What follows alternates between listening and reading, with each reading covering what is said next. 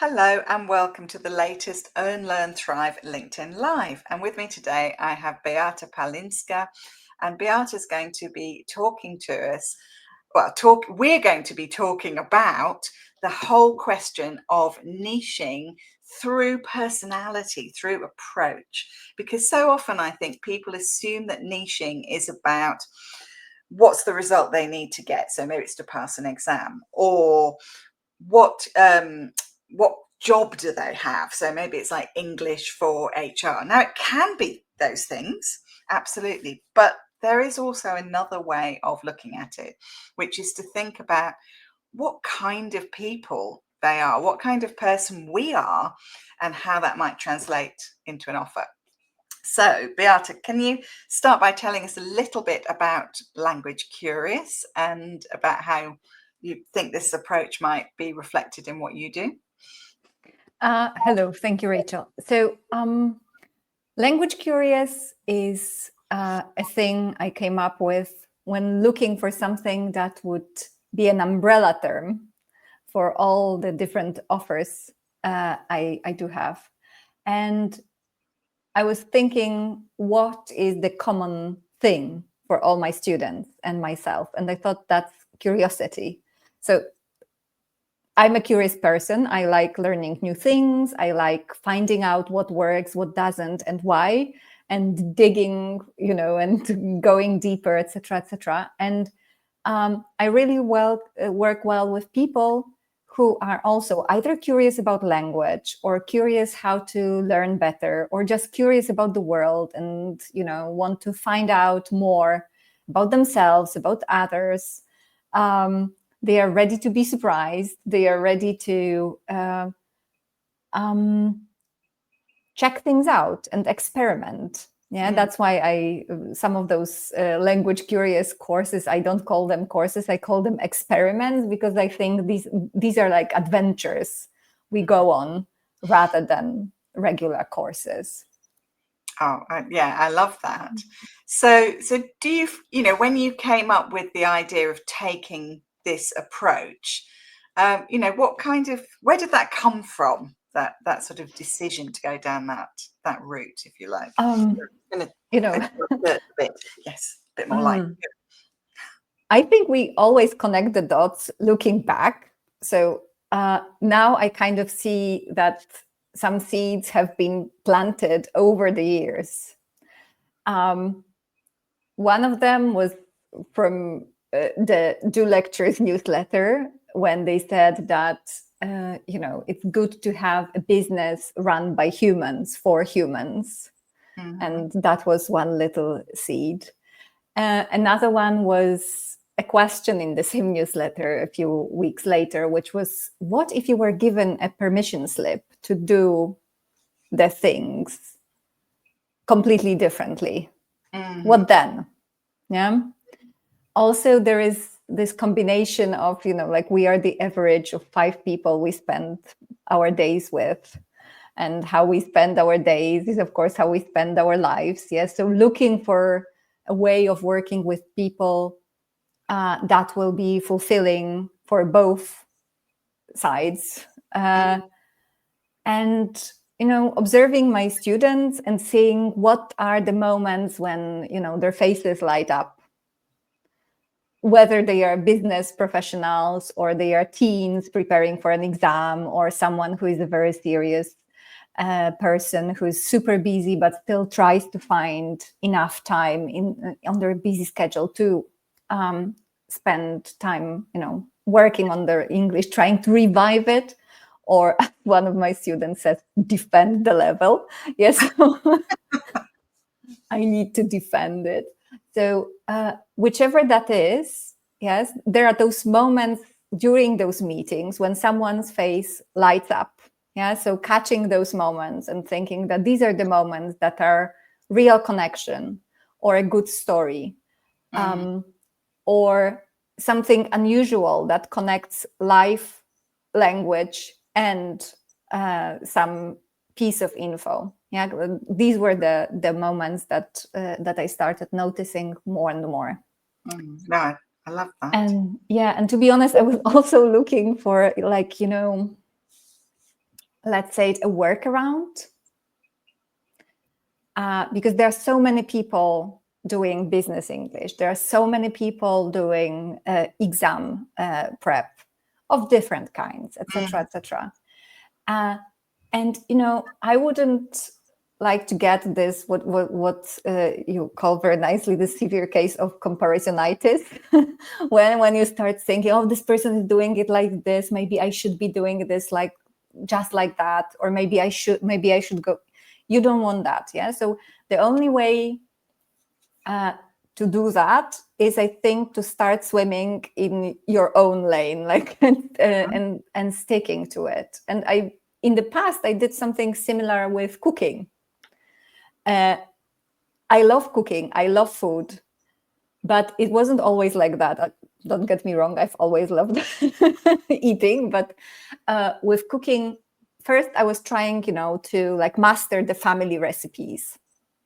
And of course, I was terrible because I was never able to get the same flavors, to get the exact taste my grandma or my parents would. Yeah, that was impossible because they had all of those years of experience. They've done this dish like 100 times. Yes, this was my third time. And I couldn't, if I cook it 97 more times, they will cook it another 100. Yeah, so I will still be behind. I will never master it. I will never be there. Yeah. So one day I woke up and I thought, there is a solution to that. So I have to be cooking things I've never eaten and they have never eaten. So there is nothing to compare that to. Yeah, that's a great way of putting it. Yes, so, and it worked. I'm a fantastic cook. I love cooking. Everybody enjoys what I cook. Yeah, no one knows what it should taste like, so it makes. I don't know what it should taste like, but there is, like something completely different, and that's fine. Yeah, and that is just to say, actually, sorry, if you're with us watching now live, please do say hi in the comments, because we're over on StreamYard, so we can't actually see whether we're just talking to each other or whether there are more people here. So say hi, and if you do have any questions or comments, please do feel free to add them as well.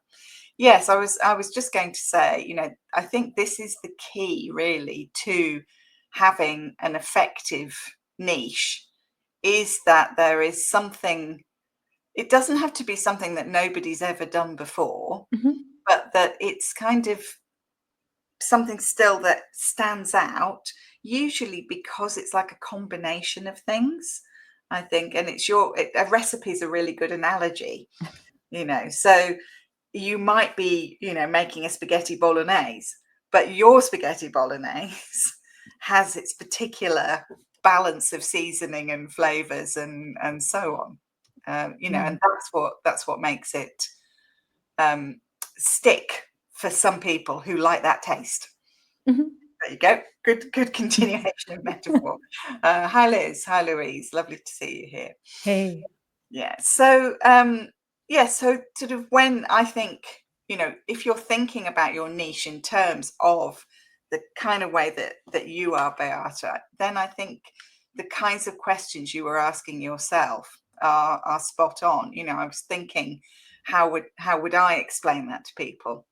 And there's definitely something there about feeling in flow, I think, when you work with those clients.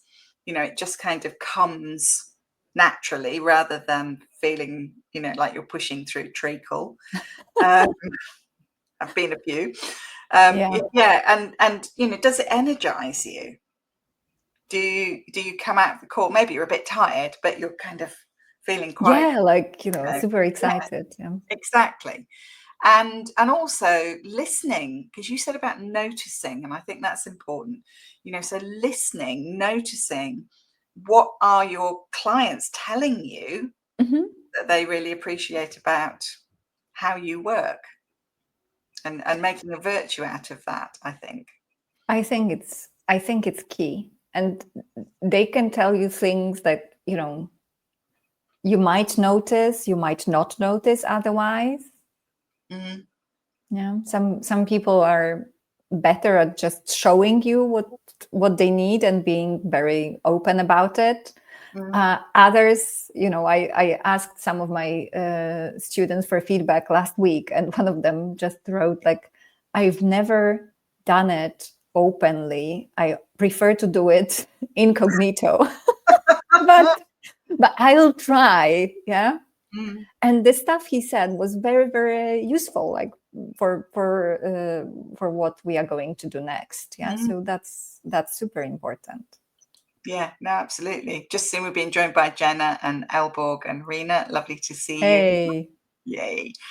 Yeah, because I think, people, it's very easy to assume, and going back to the comparisonitis, that it's about, how qualified you are, how experienced you are. And obviously those things are important, don't get me wrong, because it's about quality. But ultimately, those usually aren't the things that make somebody pick you to work with. Absolutely not.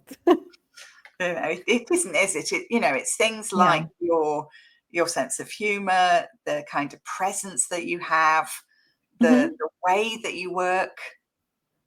I think those are all of those. Yes. And I'm just looking, Joanne says, absolutely agree. Choosing a niche based on sustainable mutual energy feels far more aligned than chasing only extrinsic outcomes. Yes. Yeah, lovely way of putting it, Joanne. And I think people do pick up on that stuff. But I also, the next question I was kind of going to ask you, maybe it's something we can work out together. But how do we put that across so that people can see it? Because that's the $1 million question, isn't it? It is. It is, but I think that there is a lot to be said about us practicing as much as possible until we get it like super clear. I spent past few weeks trying to explain to people what it is that I do and how is it different from the things I used to do in the past, and how is it different from regular courses, and how the Summer of Senses program, how it works, what it brings you, how it's going to change something for people, etc., etc. So the more you explain, the more words you find, the more things you notice, I think, the better you get at it. And the easier, the more natural it becomes for you to get this message across. I also know that lots of us working in ELT, we can talk about present perfect if needed, or idioms or whatever until the cows come home. But there are those moments when we are like, well, here I am. I teach. I want to learn, like suddenly this natural thing that should be like showing people the results we can give them, because we give them every single day, as many hours as you teach every single day. These are the number of hours that you spend giving people results, tangible results that they notice and they can feel, right away. And suddenly turning it into words becomes tough, and is a challenge. Yeah, I agree with you, though. I think the more we talk about it and think about it, the easier it gets. But also, it is about actually doing that. That might sound a bit silly, but I think so often people are very worried about like being visible, and very worried about looking like they're showing off, or all these kinds of things, that because teachers, I think particularly maybe language teachers, we're not often kind of people who love to kind of be in front of people, and we're sort of more often facilitating than we are teaching, if you like, in that big way. And so I think it's not always that natural to show that much about who you are, but people will find it much harder to pick up your vibe, if you like, or your approach if they don't see anything of you. So, so I think flipping it around and seeing it like as a, a service, a helpful service for people who are considering working with you. You're just making their life easier, you know, Yes. by showing them how Yeah. you work, who you are, what kind of person you are. Well, and reducing the the possibility that you'll end up working with someone where, yeah, it's like pushing through treacle, which is not good for either of you. Absolutely. I think, like, you know, I was thinking about this, like how to encourage people, but also how to discourage people from working with you. Yes, and I was laughing because I looked at my website and I can clearly see who's gonna be like put off by what I have there. Yeah, because like, and that's good. If someone looks at multiple photos of clouds that I love, both the clouds and the photos I've taken of them, and things like, what? Why? Etc. Not my kind of person. I'm not their kind of person. Yeah. If they look at the photo of my dog on my exam success website, yes, and there's me with my dog, and there is more of my dog than me, and they say, why is the dog here? Well, you know, if clouds, dogs, trees offend you in some way, and if you think that's unprofessional, I have all of them all the time, all around me, also while working. Yes, it might happen. You might see a photo of a cloud during my class, so be ready. Yeah, well, that sounds appealing to me, but you're right. It's as much about repelling the wrong people as it is about attracting the right ones. And it's not, again, I think people often see marketing, and I mean, it absolutely can be this, but they often see it as it's sort of, like advertising, and that it's kind of trying to persuade people into doing something. But I think for us, when we're offering services that involve working with people over a period of time, it's not like selling someone a can of Coke. This is a sort of commitment, a relationship, between the two of you, almost a marriage, in a small way.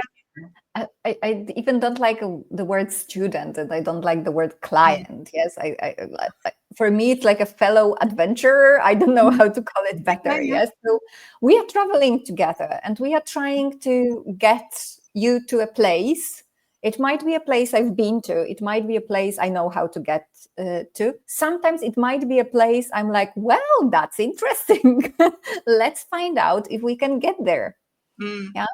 I've got a map, I've got a compass, I've got a tools. Let's see if we can sail to that place. But it's a journey. It's a journey, and you don't travel with people you kind of hate. No, exactly. Or who bore you, or who are a completely different person than you are, and you can't find anything in common. Yeah. No, you definitely need the right traveling companions. Goodness. It can be a misery. Yeah, been there, done that, got the t-shirt. Yes. Yeah, me too. Yeah, Daphne's saying we teach our learners to do an elevator pitch, but we often can't do one ourselves. No, I mean, it's so important. I mean, this is what we do, like on Design to Flourish. Like, the first thing is to try to pin that down, but it doesn't mean that it stays there, because actually that's just the beginning, because it will probably change. I mean, I don't know how many times I changed, like, my Instagram bio, my LinkedIn headline, and it's not because my business changes exactly, but I understand more deeply all the time what it is that I'm really trying to say, I think. Yeah, because it's a process, it's an adventure, it's all the time, finding stuff out. Yes, from you work with more people and you realize what it is that you're giving them. Yeah, no, absolutely. Yeah, I'm just looking at the comments again. There's a lot of response to that fellow travelers idea. I definitely want to see some of that in your marketing coming forward. We'll write it down. Yeah, write it down. Being the lead learner. And Jenna says, love the journey analogy. Yeah, and Louise says as well, I like the idea of being the lead learner. You're all learning from each other rather than presenting yourself as the expert. Yeah, No, absolutely. But not everybody will resonate with that. Sure thing. Sometimes people just want to be told what to do. Yeah. And that's fine for me as well, as long as these people are taking responsibility for their own learning process rather than being like, teach me. Yeah. Because like, I cannot teach you anything. I can help you and create the conditions in which you learn more easily, but I cannot teach you. Yeah. So one thing that I know worries people a lot about niche, I know this because they say it to me a lot, is the idea of being like too narrow, too specific. Any thoughts about that? I think that just like we talked about the website and the repellent content, it's very important to know who you don't work well with and who will not work well with you. And I think there is power in putting that on your website somehow for the people to show, okay, not for me. We are saving each other's time, I think. And you want to find that out right away rather than after 3 lessons when you've already adjusted your schedule, think that slot's taken. And then you get a message like, well, or you think, well, I don't have this energy and so much compassion and patience in me to stand that. Yeah. And or I can't help this person. So I do think that no one is for everyone. No, I agree. And I think the more you try to be for everyone, the more difficult it is actually to attract clients, because it's that if you try and please everybody, you please nobody kind of thing. But I think obviously it is possible to, theoretically at least, to have a niche that is too narrow. But I think given that most of us are looking for clients or learning partners who are online, and therefore we have a huge potential sort of source of learners. So if you live in a small village in France and you want to focus only on people who are 17 and a half and who have brown hair, you know what I mean? You might be tough. It might be tough, right? But generally speaking, especially as I say, if you're looking online, there are more than enough clients, no matter how narrow you might think you're going. And the ones who self-identify, who recognize themselves in what you're saying, are much more likely to be drawn to you specifically rather than somebody else because of that. Tanya's saying, I like you saying, I can't help this person. That's so freeing that you realize it's not you. It's not you, it's you. Okay. Yeah, it's not your failing, but what you are isn't the right thing for the person. Yeah. Absolutely. And I think that is important, because you want to go for the people that from experience you can help the best, because that's best for them, obviously, but it's also best for you because you're going to enjoy it more and you're going to get really good feedback and testimonials, and that's going to help to build your business. So it just kind of makes logical sense. Whereas if you try and help somebody who isn't likely to get a good result with you, that's the opposite then, that it's going to make you feel bad they're not going to get such a good result. And absolutely, but you may still find that out during the first meeting. And sometimes I there are those questions I like asking myself then, like, is it I feel this might not be a good fit, so is it their personality, so then something kind of permanent, or is it that there is something being triggered, something I'm doing or what I'm saying, or this whole situation is triggering for them? Because if the former, then can I live with that? What and at what cost? Yes, exactly. And if it's just a trigger, then is there anything I can do about that? Mm. Yeah, Yeah, because maybe maybe there is an easy fix. Yeah, and maybe maybe we I do need to can't. challenge ourselves a Mhm. little bit sometimes, Yeah, etc. yeah. Yeah, no, I agree. Yeah, Louise saying, going back to the marriage analogy, you try out some other relationships before you find the one. Exactly. I think that's totally true. And definitely saying you can hone your message when you take into consideration the reaction you're getting, which is a similar thing. So it's a back and forth thing, I think. And it is a conversation, absolutely. yeah, and the conversation totally, like if you have a call with the person, it can be an actual conversation.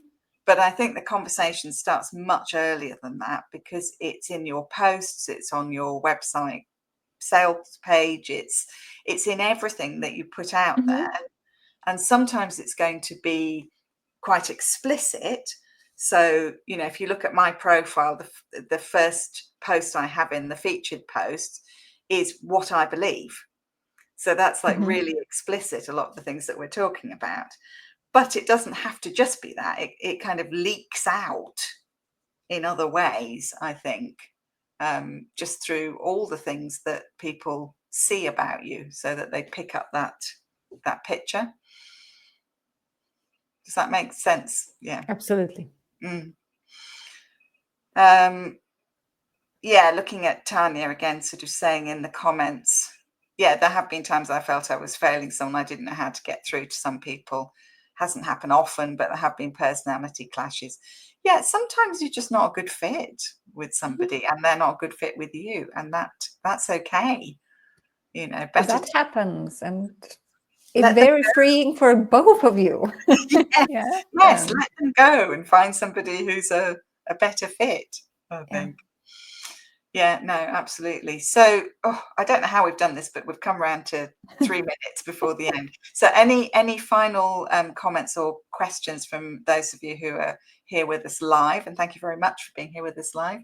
And yeah, Beata, just tell us a little bit more then about your program, because you've got something quite exciting coming up, haven't you? Yes. So the thing I'm starting hopefully next week is called Summer of Senses. There will be Autumn of Senses, of course, but because we need senses all year round. But it's an experiment that combines reviving your English. So it doesn't matter if you are like speaking daily but not feeling great about it, or maybe you haven't spoken in a while and want to ease into it in a nice, cozy group atmosphere. So that reviving your English is outcome number one. Outcome number two, that's at least as important, is learning more about senses in English, of course. And then after we have those cozy group meetups, you get at the end minimum three, sometimes 5 experiments to try out during the next days that are related to senses. And the point of that is for you to find more joy and more calm and wonder in your everyday life, but also for you to start noticing more things. And I tried all of those experiments on myself first. And I have to tell you that I got much better at being in the moment, here and now, and also at noticing more things. There are trees or objects or pictures like street art, etc. I know they've been here for like 3-4 years at least, because that's how long I've lived here. But I started noticing them and noticing more and more about myself, people, nature, etc. when I started doing those experiments. So I have a feeling that our world somehow expands thanks to that. So I think it's a very nice combination of doing something for yourself and for your loved ones, because you are more focused and there for them, and for doing something, good with your English as well. Oh, it sounds brilliant. You don't do one in Polish, do you? That's what I could do with. I can do one. Rachel, why not? Why not? All right, I'm going to talk to you about that. Great. yeah, so just seeing if there's anything last thing in the comments. Yeah, I much prefer it, Louise says, when I work with someone, if they're honest about whether they can help me, whether that's a bathroom fitter, hairdresser, or whatever. Yeah, you're much more likely to go back to them in the future. Yeah, absolutely. And Tanya says, I love your concept, Beata. It's really my cup of tea and the type of thing I'm experimenting with too. Just don't yet know how to do groups, but that excites me. It's really my thing. Oh, this is so exciting. Yes. Love it. And yeah, Renata and Daphne are both really enthusiastic too.